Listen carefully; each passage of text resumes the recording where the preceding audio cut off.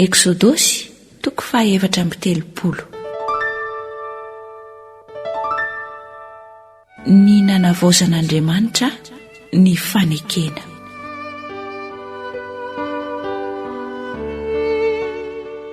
Ary hoy Jehova tamin'i Mosesy: manamboara ho anao vato fisaka roa tahaka ilay teo, dia hosoratako amin'ireo vato fisaka ireo ny teny izay tamin'ilay vato fisaka teo izay novakivakianao.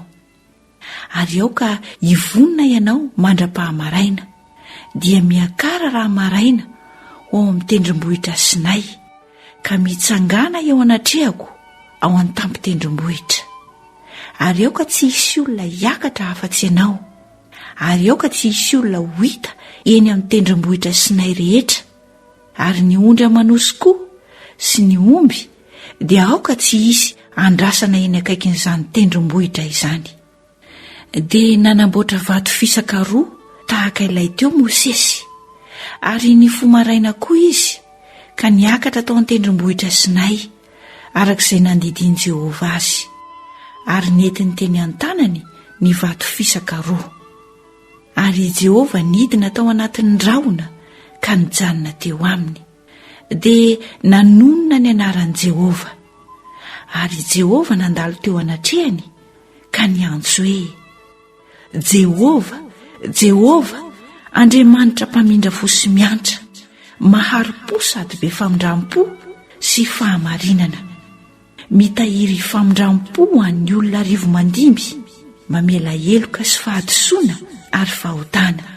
Kanefa tsy mety manamarina ny meloka, fa mamaly ny heloko ny ray amin'ny zanaka sy ny zafy hatramin'ny zafy afy sy ny zafin-dohalika. Ary Mosesy niondrika faingana tamin'ny tany ka niankohaka, dia hoy izy: Tompo, raha mba mahita fiteo eo masonao aho, aoka ianao Tompo, andeha ao afovoanay, fa firenena mahafiatroko izy, ka hamela ny helokay sy ny fahotanay, ary raiso olovanao izahay.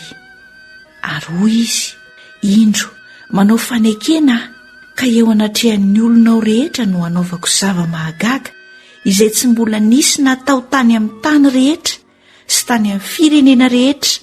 Ary ny olona rehetra izay toeranao dia ahita ny asan'i Jehova, fa mahatahotra izay zavatra efa ataoko amin'ny fiombako anao. Tandremo izay andidiko anao anio. Indro efa horoahako hiala eo anatrehanao ny Amorita sy ny Kananita sy ny Etita sy ny Perizita sy ny Hivita ary ny Jebosita. Koa mitandrema fandrahoanao fanekena amin'ny mponina eo amin'ny tany izay efa alehanao ianao, ka ho fandrika eo afovoanao izany. Faravao ny alitarany, ary torotoroy ny tsangam-bato tsampiny, ary jinjao ny aserahany, fa tsy ankohaka eo anatrehan'izay andriamanin-kafa ianao. Fa Jehova dia saro-piaro no anarany, satria Andriamanitra saro-piaro izy. Ka andrao ianao hanao fanekena amin'ny mponina eo amin'ny tany, ka hijangajanga hanaraka ny Andriamaniny sy hamono zavatra atao fanatitra ao an'Andriamanina izy, ary asainy ianao ka hihinana amin'ny fanatiny. Ary andrao koa aka amin'ny zanany vavy ho vadiny zanakao lahy ianao, ary hijangajanga hanaraka ny Andriamaniny ny zanany vavy, ka hampandeha ny zanakao lahy hijangajanga hanaraka ny Andriamaniny. Aza manao Andriamanitra hanidina ho anao. Tandremo ny andro firavoravoana, dia ny andro fihinanana ny mofo tsy misy masirasira.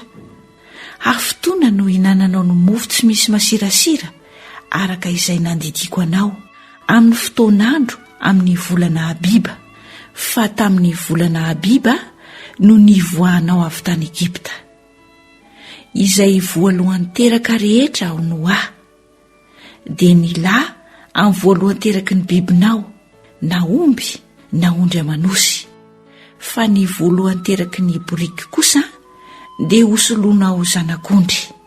Ary raha tsy hanolo azy ianao dia ho filahinao ny voziny, ary ny lay matoa rehetra amin'ny zanakao dia avotanao. ary aoka tsy hisy iseho foana tsy mitondra fanatitra eo anatrehako. Enemana no iasanao, fa amin'ny andro fahafito dia hitsahatra ianao, na dia amin'ny taopamafazana sy amin'ny taopijinjana aza dia hitsahatra ihany ianao. Ary tandreminy andro firavoravoana manarakaraka ireo herinandro amin'ny fanaterana ny voaloam-bokatra, raha mijinja ny varitridika sy ny andro firavoravoana amin'ny fanangonana amin'ny fitsingerenan'ny taona.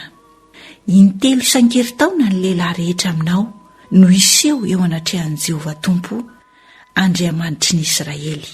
Fa androaka firenena eo alohanao aho, ka hanitatra ny faritaninao, ary tsy hisy olona haniry ny taninao raha miakatra iseho eo anatrehan'i Jehovah Andriamanitra ao intelo isan-keritaona ianao. Aza manatitra ny ranony zavatra vonoina atao fanatitra ho ahy ianao, raha mbola misy masirasira ao aminao, ary aza vela ho tramaraina ny zavatra vonoina atao fanatitra ho ahy amin'ny andro firavoravoana amin'ny Paska. Ny santatra amin'ny voaloam-bokatry ny taninao dia aterinao ho ao an-tranon'i Jehovah Andriamanitra ao. Aza mahandro zanakosy amin'ny rononon-dreniny. Ary hoy Jehovah tamin'i Mosesy: soraty ireo teny ireo, fa araka ireo teny ireo no nanaovako fanekena aminao sy amin'ny Israely. Dia teo amin'i Jehovah 70 andro sy 70 alina izy, sady tsy nihinan-kanina na nisotro rano. Ary nosoratan'i Jehovah tamin'ny vato fisaka ny tenin'ny fanekena dia ny didy 10. Ary Mosesy nidina avy tao an-tendrombohitra Sinay, ary teny amin'ny tanany ny vato 2 izay nisy ny vavolombelona tamin'izy nidina avy teo an-tendrombohitra, ary tsy fantany ho namirapiratra ny hoditry ny tavany noho ny tenenany taminy. Ary no nihitany Arona sy ny zanak'Israely rehetra Mosesy, ka indro namirapiratra ny hoditry ny tavany dia natahotra azy izy. Ary Mosesy niantso azy, dia niverina Arona sy ny lohan'ny fiangonana rehetra ho eo aminy. Ary Mosesy niteny taminy, ary rehefa afaka izany dia nanakaiky koa ny zanak'Israely rehetra. Ary Mosesy nandidy azy araka izay rehetra nolazain'i Jehovah taminy tao amin'ny tendrombohitra Sinay.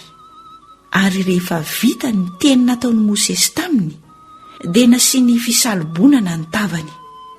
Ary raha niditra teo anatrehan'i Jehovah Mosesy hiteny aminy, dia nanaisotra ny fisalobonana izy mandra-pivoakany.